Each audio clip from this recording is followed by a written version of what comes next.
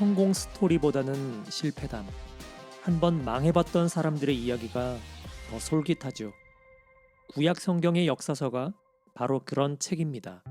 도대체 우리가 왜 망했을까에 대한 신앙적 자아성찰의 이야기와 다시 한번 다윗 시대 영광을 회복해보자라는 미래지향적인 이야기입니다.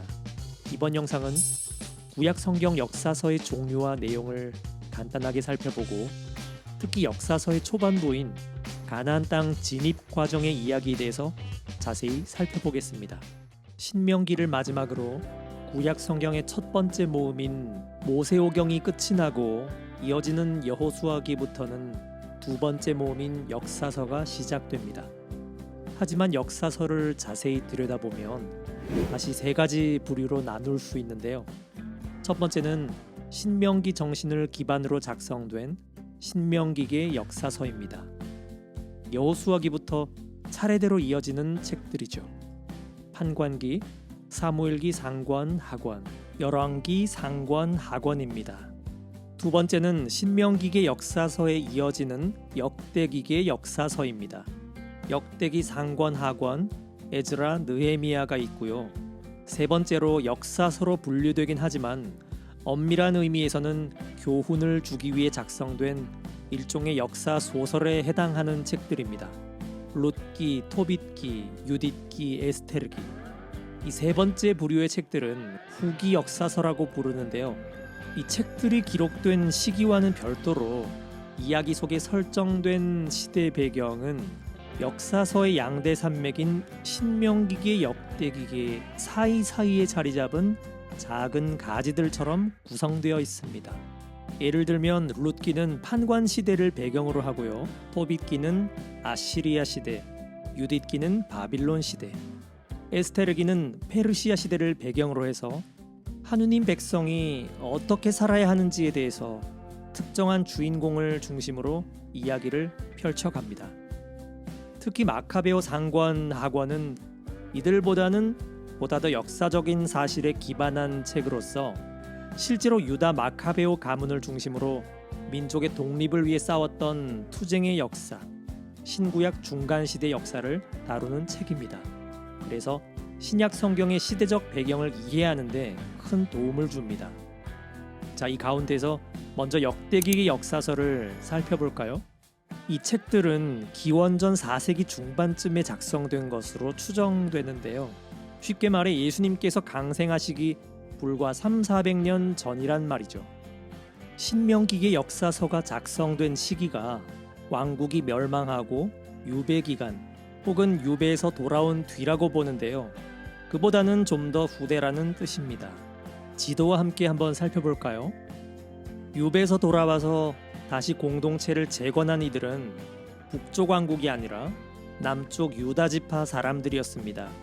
이건 왜 그런가 하면 북이스라엘 왕국은 그 전에 이미 멸망해서 사라진 상태였기 때문입니다. 하지만 그 뒤로 남유다 왕국도 멸망했고 그 유다인들이 바빌론으로 유배를 갔죠. 그리고 그 유다인들이 돌아와서 공동체를 재건했고 바로 그들이 새로 쓴 역사서가 역대기계 역사서라는 말입니다. 그럼 신명기계와 역대기계는 내용적으로는 어떤 차이가 있느냐? 이름 속에 답이 있습니다.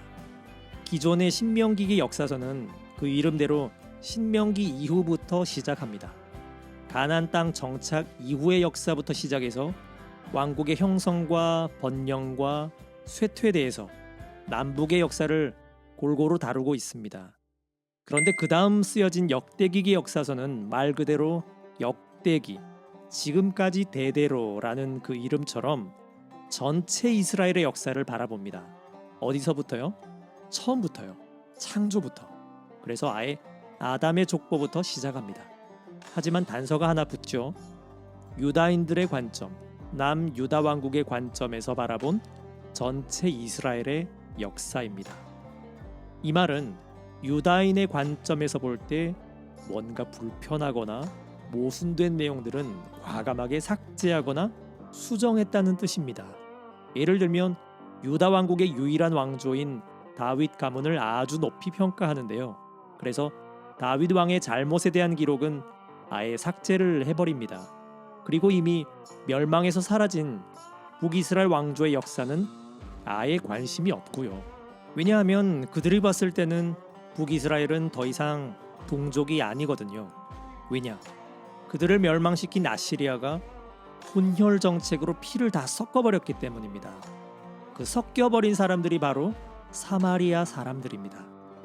그게 예수님 시대까지 쭉 가서 유다인들이 사마리아 사람들이랑 서로 상종하지 않게 된 역사의 시작이 바로 북이스라엘이 멸망한 시점입니다.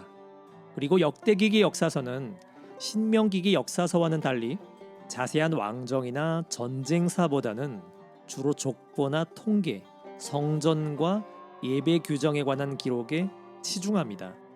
사관이 완전히 다르죠. 왜 그런가 하면 자 한번 생각해 보세요.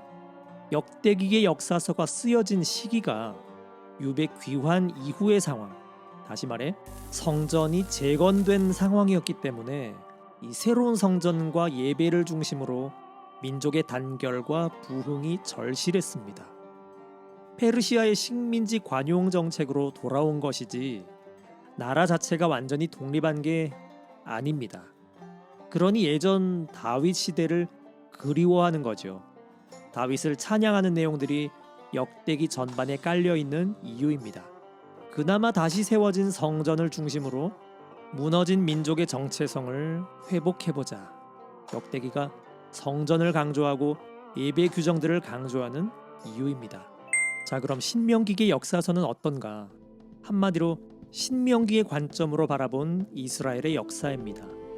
신명기에서 특히 중요시하는 게 뭐였죠? 우리가 구약이라고 부르는 시나이 계약이죠. 신명기의 역사서는 이 나라가 왜 멸망할 수밖에 없었는가? 라는 질문에 대한 답을 제시하는 책입니다. 하느님은 한결같이 계약을 지키셨는데 백성들이 그걸 지키지 않아서 나라가 망했고, 그것은 하느님이 이방신들보다 약해서 그들에게 패배하신 것이 아니라 오히려 전능하신 하느님이시기에 강력한 이방 민족들을 회초리 삼아 우리에게 징벌을 내리신 것이다 라는 것이 신명기의 기본적인 시각이었죠.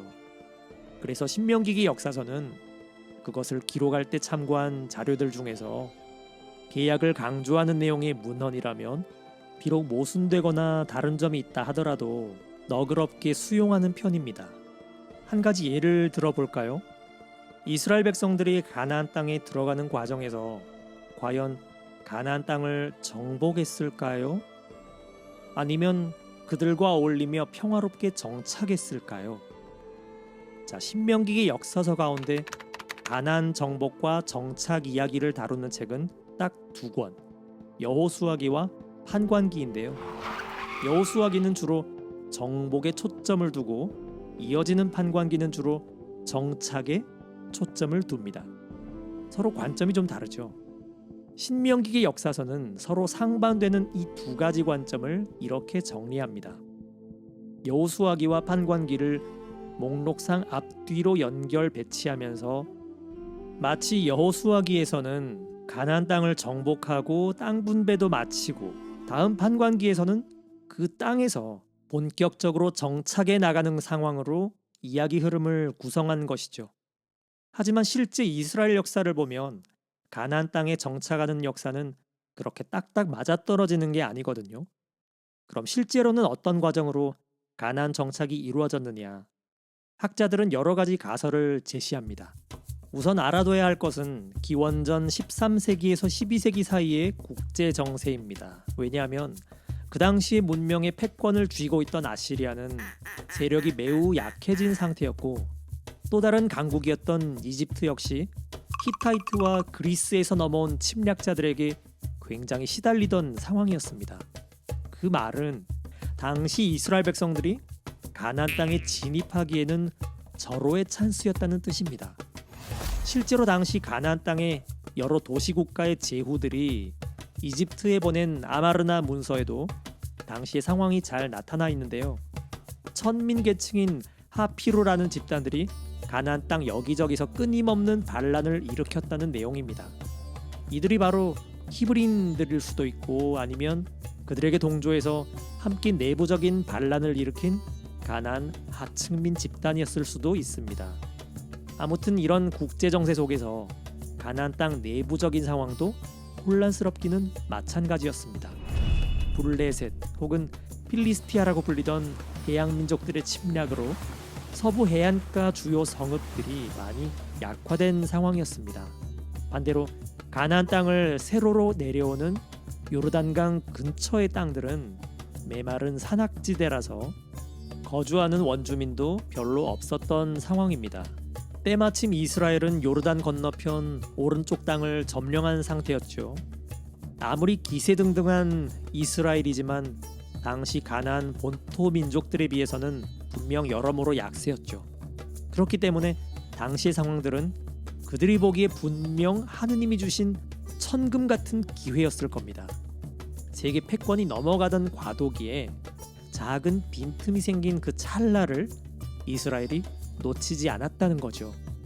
실제 여호수아기에 나오는 가나안 정복 초기 역사에서도 이스라엘은 제일 먼저 예리코나 베텔 같은 산악지대 근처 성읍들을 가장 먼저 정복한 것으로 나오죠. 반면 같은 신명기의 역사서지만 여호수아기 다음에 나오는 판관기를 보면 가나안 땅을 정복했다라기보다는 원주민과 함께 동화되어 살면서 천천히 정착해 나갔다는 식으로 설명을 합니다. 자, 종합해보면 가나안 땅과 관련해서는 정복이냐 정착이냐라는 단순한 양자택일의 문제가 아니라 둘 다 역사적인 신빙성이 있다는 겁니다. 여호수아기서처럼 산악지대를 중심으로 게릴라전으로 정복한 것도 맞지만 판관기의 묘사처럼 평화조약도 맺어가면서 서서히 정착에 들어갔다는 것도 맞다는 거죠.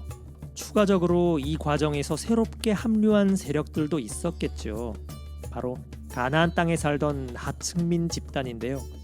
이들은 이스라엘에 합류하기 위해 내부 반란을 일으키면서 이스라엘이 세력을 키워가는데 일조하지 않았을까라고 종합적으로 추론해 볼 수 있습니다. 이상 구약 성경의 역사서 가운데 신명기의 역사서, 그 중에서도 이스라엘 민족의 가나안 땅 진입에 관한 역사적인 배경 이야기였습니다.